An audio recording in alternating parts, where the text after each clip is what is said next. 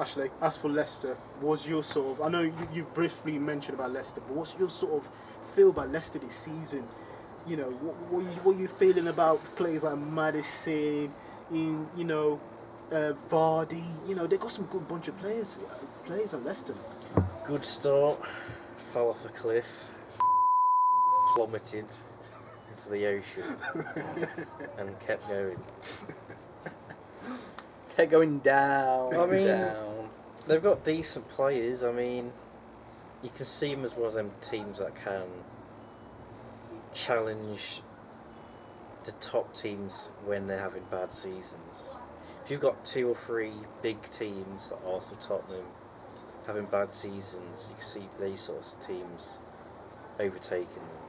So kind of like Wolves then, they just kind of like slot it. Yeah. But I think that's only when they're, you've got teams off the boil. Maddison, decent. Not.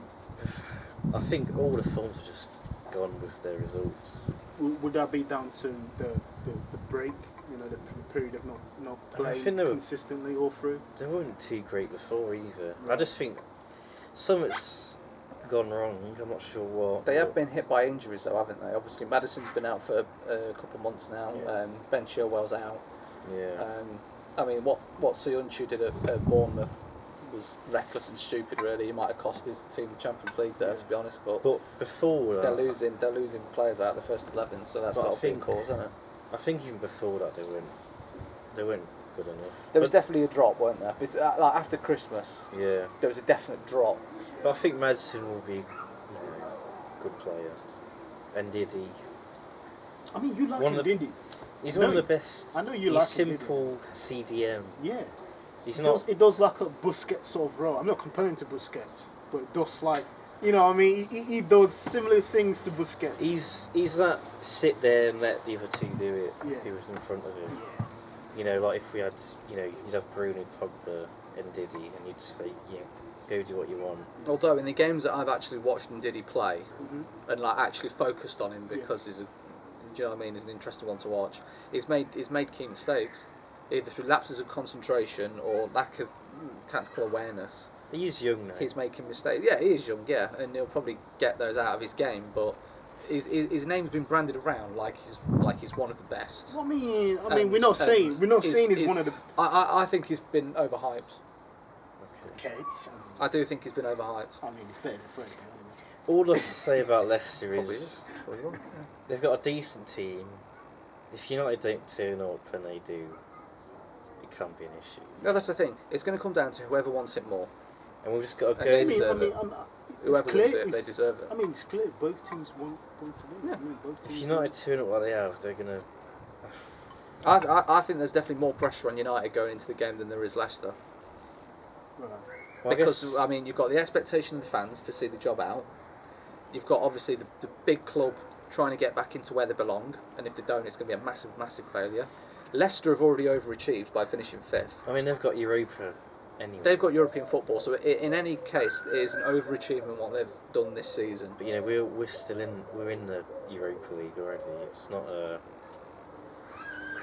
a step up, is it? It's the same. It's a sideways step, and so you can't. That's a liberty you can't afford in football. Okay, I mean, you guys have made some interesting points there, but also you guys have sort of also mentioned about Wolves as well. I mean, we know what players and the sort of system Wolves have been playing all through, and we know that they hit a consistent sort of like form, and we also know that if you compare Tottenham and Wolves, we all know Wolves they're the better team, based on they're more consistent. They're more consistent. Yeah. And they play a good brand of football as well. So what's you guys' thoughts about Wolves this season? And They've done well. I think they've picked up from where they left off, really, didn't they, last year? I mean, to come up and have 2 seasons, 6th and 7th? 7th and 6th, yeah.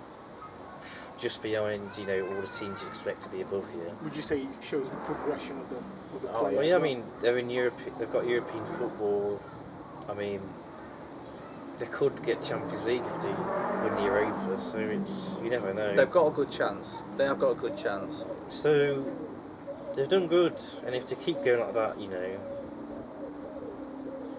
they're doing well, really well. Not many teams It's like Sheffield, if Sheffield do what they did this season, next season as well. Yeah. It's very rare. Yeah. Although I do think that when obviously Wolves have got this sort of influence from George Mendes in the background behind the scenes, and there's this very heavy Portuguese influx of control Talent, at the club and talent, and they're bringing through their clients. Do you know what I mean? The likes of Matinho and Rui Patricio that came last season before this one. I mean, how good is Jota? Oh, Jota's great. How good is Jota's he is a brilliant forward. How good is Ruben Neves? How good are those players? These players, I mean, it's a sort of catch-22 now with them, or it's going to become a catch-22 because you're either going to get them staying, and they're going to be great players, and they could probably, with the right guidance and investment and the right, I mean, they're on the right trajectory towards that. But if they can keep going, then they'll keep getting better, and who knows, they might push into a top 4 race next season. But then the flip side of that is the big clubs come sniffing around if Wolves just get picked to the post. Oh yeah. And then if one goes, you might see another one go, and then another one go, and then you may see their undoing. Southampton 2.0, basically. Yeah.